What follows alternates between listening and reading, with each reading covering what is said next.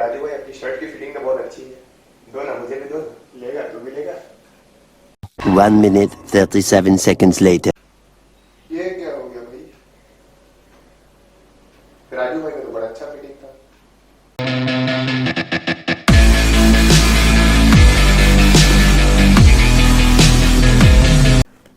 इस वीडियो से हमें क्या पता चला? इससे हमें ये क्लियरली पता चलता है कि जो एक को फिट होता है वो दूसरे को एकदम एग्जैक्टली फिट नहीं हो सकता। इसी तरह डाइट का भी है। हमें प्री डिज़ाइन जो इंटरनेट में डाइट चार्ट्स मिलते हैं और डाइट प्लान्स मिलते हैं, उनमें क्या क्या दिक्कतें होती हैं और उन्हें क्यों नहीं फॉलो करना चाहिए, आइए उसे जानते हैं। सबसे पहला पॉइंट है कि हमें एक जनरल डाइट फॉलो नहीं किया जा सकता, हम नहीं कर सकते, क्योंकि हम सबकी बॉडी की नीड्स अलग अलग होती है और हम सब हर एक चीज़ से अलग अलग रिएक्ट करते हैं। एक जनरल डाइट दे देना और कहना कि सभी लोग को कि आप इसे फॉलो करिए, it is not feasible at all. दूसरी पॉइंट है कि हम जिस रीजन में रहते हैं, हमें उसके अकॉर्डिंग जो हमारा ट्रेडिशनल फूड है, जो रीजनल फूड है, उसे खाना चाहिए। जैसे हमें किसी इंटरनेट में हमें किसी फिटनेस इन्फ्लुएंसर या यूट्यूबर ने कह दिया कि आप रोज़ सुबह ओट्स खाइए या रोज़ सुबह सैल्मन फ़िश खाइए, रोज़ सुबह चिकन खाइए, और आपके रीजन में वो नहीं है अवेलेबल या बहुत ज़्यादा हाई प्राइस पे अवेलेबल है, तो आपका जो ट्रेडिशनल फूड है, जो आपके एंसेस्टर्स, जो आपके पेरेंट्स सालों से खाते आ रहे हैं, हमें वही खाना है। ऐसा कुछ बेनिफिट नहीं होता है जो हम ऐसे मॉडर्न चीज़ जैसे ये इम्पोर्टेड चीज़ को इतना वैल्यू दिया करते हैं, उसका ऐसे अलग से स्पेशल बेनिफिट कुछ नहीं होती है। यस, वो हेल्दी होते हैं, बट ऐसा नहीं है कि हमारा जो ट्रेडिशनल फूड है वो अनहेल्दी है। जो थर्ड पॉइंट है, बहुत सारे ऐसे डाइट प्लान्स हमें मिलते हैं वो बहुत डिफ़िकल्ट होते हैं सस्टेन करने के लिए। जैसे हमें बहुत एक्सट्रीम कुछ खाने को कह दिया जाता है या बहुत कुछ एक्सट्रीमली कुछ अवॉइड करने को कहा जाता है। जैसे कई सारे डाइट प्लान्स में मैंने देखा है कि आप दिन भर ऑरेंजेस खाइए या आप अपने आप को रेस्ट्रिक्ट करिए कि किसी चीज़ को खाने से।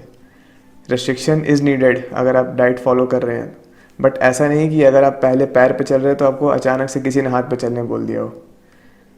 इससे सस्टेनेबिलिटी पे बहुत बड़ा क्वेश्चन आ जाता है। इसे सस्टेन करना प्रैक्टिकली पॉसिबल नहीं होता लंबे समय तक। जो नेक्स्ट पॉइंट है वो है expensive and less cost effective. बहुत सारी चीज़ें हैं जो मार्केट में अवेलेबल है और उनका दाम एकदम स्काई रॉकेट की तरह ऊपर रहता है, जैसे किनवा, ओट्स, और भी ऐसे बहुत सारी चीज़ें हैं जो हमें ऐसे जनरली बोला जाता है कि इसे आप खाएं, ये हेल्दी होता है। नो डाउट वो हेल्दी होता है, बट ऐसा कुछ नहीं है कि अगर आप अपने रोटी या चावल को छोड़ के आप वो खा रहे हैं तो आपको कुछ अलग से स्पेशल बेनिफिट्स मिलेंगे। वो दाम में, लेकिन दोनों में बहुत फ़र्क होता है। जैसे किनवा का दाम is more than 200 rupees per K G, oats is more than 200 rupees per K जी। वही जहाँ वीट की बात किया जाए तो that is 40 rupees per K जी। चावल होते हैं 30 to 90 to 100 160, वो आपके ऊपर आप जिस वैरायटी का लें, बट द बेसिक इज़ कि हमें अलग से कोई बेनिफिट नहीं मिल रहा है उन स्पेशल ग्रेन्स को खा के। जो नेक्स्ट पॉइंट है वो है कि हम सब के फिटनेस लेवल अलग अलग हैं। जैसे मैं 80 kgs का हूँ, मुझे मान लीजिए 2 महीने में 10 kgs लूज़ करना है, और कोई और 90 kgs का है, उसे 2 महीने में 5 kgs लूज़ करना है। इसे दूसरे तरीके से देखा जाए तो जैसे मान लीजिए एक है मैन 1 और मैन 2। मैन 1 एक मैराथन रनर है और मैन 2 एक सेडेंटरी लाइफस्टाइल है जिसकी जॉब है 9 to 5 वाली। तो इन दोनों का लाइफस्टाइल ही बहुत अलग अलग है एंड दोनों के फिटनेस लेवल्स बहुत अलग अलग है। जो मैराथन वाला है उसकी कैलोरी रिक्वायरमेंट ज़्यादा होती है, और जो ये सेडेंटरी लाइफ वाला है उसे, वो सेडेंटरी है, इसका मतलब obviously that he is not concern about his health, तो इसकी फ़िटनेस लेवल बहुत ही अलग है। तो हम ये एक जनरलाइज डाइट प्लान फॉलो नहीं कर सकते हैं सब के लिए। जो हमारा नेक्स्ट पॉइंट है वो है कि अगर आप किसी रिटन डाइट फॉलो, आपको किसी ने रिटन डाइट प्लान एक दे दिया, सपोज़ आपको एक PDF मिल गया या प्रिंटेड डाइट प्लान मिल गया, आपको उसमें मेंटली आप इतने उसमें फोकस्ड हो जाते हो कि आप इन्जॉय नहीं करते हो उसको, ना उसमें आपके लिए कोई स्कोप रहता है एंजॉय करने का। वो आपको लिख के दे दिया, वो आपको खाना है। उसमें आपके पर्सनल फेवरेट्स, आपके पर्सनल प्रेफरेंस, आपके रीजन के अकॉर्डिंग उसमें कुछ नहीं है। वो एक जनरल डाइट प्लान है जिसे फॉलो करना आपके लिए फिजिबल है ही नहीं बिल्कुल। इसका सोल्यूशन क्या है? आपको क्या डाइट फॉलो करना चाहिए? क्या आपको डाइट प्लान लेना चाहिए? चलिए इसका भी आंसर जानते हैं। जो पहला पॉइंट है, हमें सिर्फ होममेड फूड खाना है, उसमें माइनर मैनिपुलेशंस करके। जैसे आप रिफाइंड ऑयल्स को अनरिफाइंड ऑयल्स या घी या बटर से आप रिप्लेस करिए। आप उसमें प्रोटीन की अमाउंट थोड़ी बढ़ाइए, जैसे चिकन हो गया, एग्स हो गया, फ़िश, प्रोटीन में और आता है वेजिटेरियन सोर्सेज में पनीर, सोया चंक्स, लेग्यूम सारे, राजमा चावल, राजमा छोले, आप इस सब की क्वांटिटी बढ़ाइए। और जो जंक होता है, घर में भी आप जंक खा सकते हैं, जैसे कि कोई भी मैदा की चीज़, भटूरे छोले, केक्स, ये सब को अवॉइड करने का ट्राई करिए। तो आपकी होममेड डाइट ही बहुत ही एक्चुअली प्रोटीन रिच होती है, बस आपको थोड़ी सी मैनिपुलेट करने की ज़रूरत है। हमें ये भी समझना है कि हम डाइट पे तभी जाते हैं जब हमारा कोई स्पेसिफिक गोल होता है। मेनली हम फैट लॉस के लिए ही गूगल करते हैं कि डाइट फॉर फैट लॉस या डाइट फॉर वेट लॉस।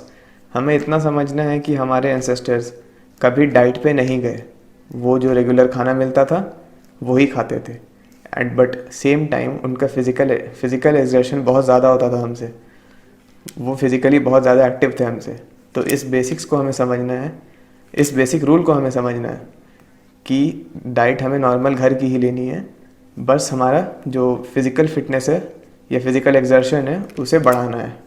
इसमें ये पॉइंट भी है कि जो आप नॉर्मल आपके फ्रेंड्स हैं, फैमिली में किसी को भी देखते हैं जो गुड शेप में है बट वर्कआउट नहीं करता है, आप उनसे पूछिए कि क्या कुछ स्पेशल डाइट लेते हैं, तो आपको आंसर ऑब्वियसली नहीं मिलेगा, क्योंकि वो कोई स्पेशल डाइट नहीं लेते हैं, वो हमारे तरह रेगुलर डाइट ही लेते हैं।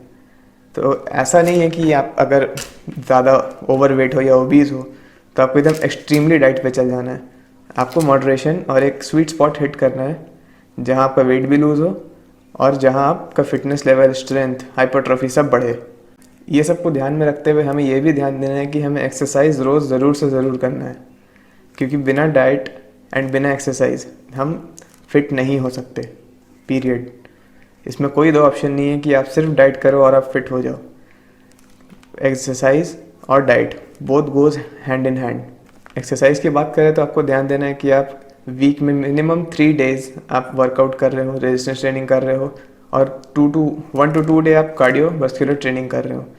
अगर आप ये दोनों गुड डाइट एंड एक्सरसाइज को कपल अप करेंगे तो आपको रिजल्ट्स आने ही आने हैं। देयर इज़ नो वे कि आपको रिजल्ट्स नहीं आए। So stop following these bullshit diets that are available in internet. ये आपके लिए नहीं डिज़ाइन किए गए हैं, ये एक जनरल डाइट है, इससे आपका कोई फ़ायदा नहीं होगा। अगर फ़ायदा होगा भी तो इसके लिए आप सस्टेन नहीं कर पाएंगे आप इस पर। फिर यही होगा कि आप कुछ दिन इसे फॉलो करेंगे, फिर आपका मन भर जाएगा और आपको ये बहुत हार्ड लगेगा ये लाइफस्टाइल में आपको इंक्लूड करना। So it is not advisable to follow any generalised diet plan that you get on the internet. Thank you, this was Priyanshu Singh. अगर आपको कुछ अच्छा लगा इस वीडियो में और सीखने को मिला तो सब्सक्राइब ज़रूर करें, अगर सीखने को मिला तो। Thank you.